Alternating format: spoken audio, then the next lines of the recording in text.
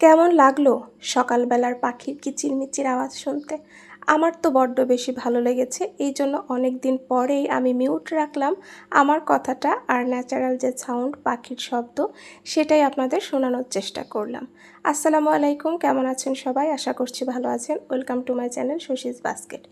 যদিও রাতে বৃষ্টি হয়নি, কিন্তু ওয়েদারটা ভালোই ঠান্ডা ঠান্ডা ছিল। খুব বেশি ভোরবেলা না, আবার অনেক দেরি করেও না।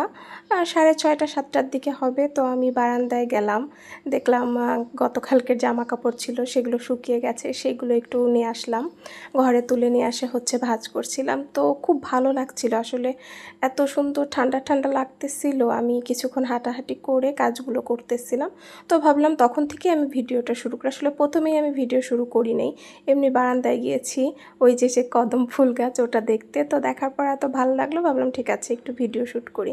তো ভিডিও শ্যুট করতে গেলাম, ভাবলাম যে কাজ করতেছি সেটাই দেখাই, শুধুমাত্র ভিউ কেন দেখাবো, কাজগুলো যতটুকুন দেখানো যায় সেটাই একটু দেখানোর চেষ্টা করছি। ওই যে কেন দেখানোর চেষ্টা করছি, কারণ চাচ্ছি একটু নতুনত্ব কিছু আনতে, কারণ ভিউ হচ্ছে না, নিশ্চয়ই আপনাদের বোরিং লাগছে দেখতে।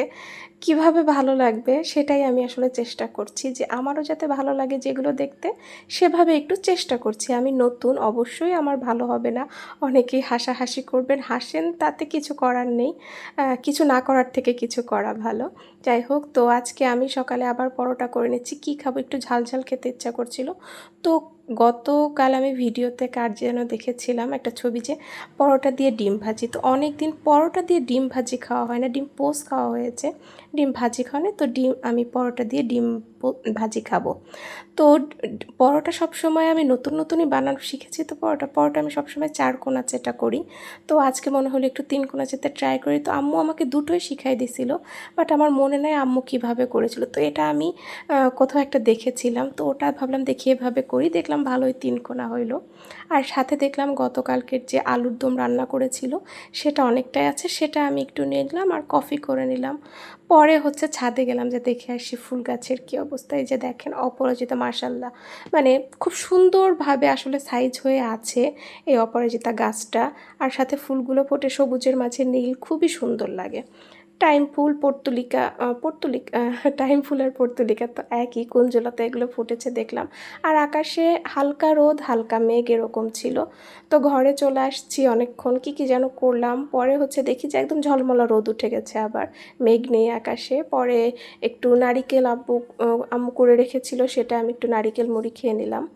আর আসলে সারাদিন আমার আর কোনো ভিডিও করা হয় নাই। একবারে বিকালবেলা যখন বাইরে বের হব, তখন আমি একটু রেডি হচ্ছিলাম, ভাবলাম ঠিক আছে এটা একটু ভিডিও করি।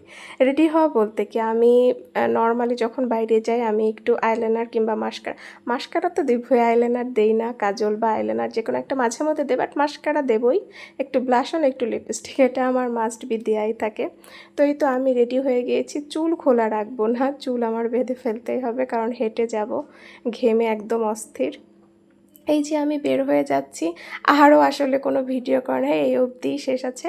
তো সবাই ভালো থাকবেন, সুস্থ থাকবেন। আশা করব যে একটা সুন্দর গঠনমূলক মন্তব্য আপনাদের থেকে পাবো, এবং যদি ভিডিওটা ভালো লাগে লাইক শেয়ার কমেন্ট আশা তো করতেই পারি, তাই না? কি বলেন? আল্লাহ হাফেজ।